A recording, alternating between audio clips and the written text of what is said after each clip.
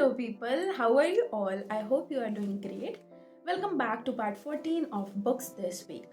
And this part comes after a long break of 1 month. But in between, I have posted book reviews, book hauls, and one video about Booker's Prize. So if you haven't watched them, watch that after this video. Well, people who have been here before, welcome back, and people who are new, welcome. This is Mansi from Readers and Creators. So the first book today is The Golden Road: How Ancient India Transforms the World, written by William Dalrymple. Now, William Dalrymple is known to have a soft side for Indian history and ancient India, and he is known to bring it out again and again in all of his works. But this particular book, The Golden Road, is so focused on Indian millennium of 2250 BC to 12th century. Like, he talks about three wide areas from India, and is categorized into 10 chapters. First part discusses Buddhism in Asia, like how it originated from India and then moved across China, Thailand, Indonesia. Then the second part discusses Hindi and Sanskrit language in Southeast Asia and what's the role of India in that. For example, Korean language has 1300 words approximately, which has a Tamil origin. Wood's steel was sent to Arab from India, and ironically they make a sword out of it, and that sword was used to attack India. US schools use Archimedes. They teach Archimedes in their schools, but they don't even mention Aryabhat, whose number they are using. Yes? So Dalrymple talks about a rich, very rich historical India through colorful illustrations. So this book will be a very informative read for all of the Indians, but also for Western countries and Asian countries, because origin, us. Okay, so yeah, this will be a pretty good, fascinating read. Second book is Dalithan, written in Malayalam by K K Kochu and translated in English by Radhika P. Menon. Now, this is a memoir of K K Kochu, and he was one of the finest literary critics and activists of Kerala.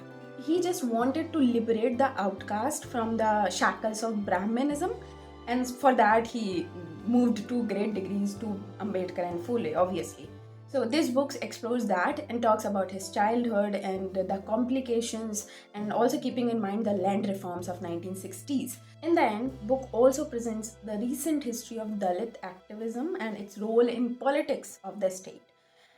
Third book is A Slight Angle by Ruth Vanita. This is a historical fiction book.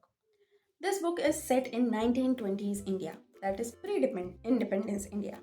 Now, mostly these books talks about freedom movements, non-corporation movement, Khilafat movement, etc. But this book is a different one. Why? Because author choose the same time frame to depict a different kind of resistance. So there are some characters who are just trying to work on their own desires, ambitions, and queerness. So when all the era is politically charged, Hindu, Muslim, freedom movements, there are some people who are just wanting to be themselves in that atmosphere. So this story is about those characters, and those characters are written in such a form that they are so real. They feel so real, like they have actually existed. It will be very new and unique thing to read in a pre-independence era where there's no mention of Hindu Muslim freedom movement, politics, government, constitution, but individuals. Fourth book is Our City That Year. It's an urban, political, and religious fiction. This is written by Geetanjali Shree. Now, Geetanjali Shree has won International Booker Prize for A Tomb of Sand recently. So that's why I'm mentioning this book out there. So if you want to know, you get to know. But I read this review again and again in Telegraph newspaper so many times, and I wasn't able to decode what the book is. It was so complicated, believe me, so complicated. I will drop a link in the description box of that review, and please read on your own. But two things which I can take out from the whole big review is, first of all, this is translated in English by Daisy Rockwell. Secondly, it's a very humorous and dark humor filled book, very confident book. And third is the narration is done by a bodiless first person. Like she says she is not present, but who's gonna trust her? Very complicated, believe me. Just go ahead and read the review because I couldn't brief it out for you. Believe me, I just couldn't. But it's a book by Geetanjali Shree, so you can check it out. So the last book of this segment is Hindustan Times editor picks, which comes in relevance to the current news. So recently in South Korea, lawmakers are starting this impeachment process for their president, which came after voting to revoke his martial law orders.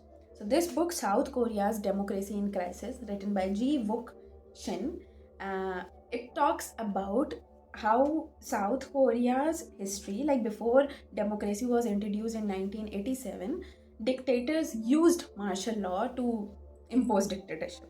So, democracy, its role, how it originated in South Korea, and how there's a very big role of inequality, education, and social media in democratic decline of the country.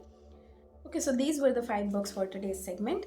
Not a very interesting type of books, I would say, because none of them took my interest as like I will go ahead and buy the book.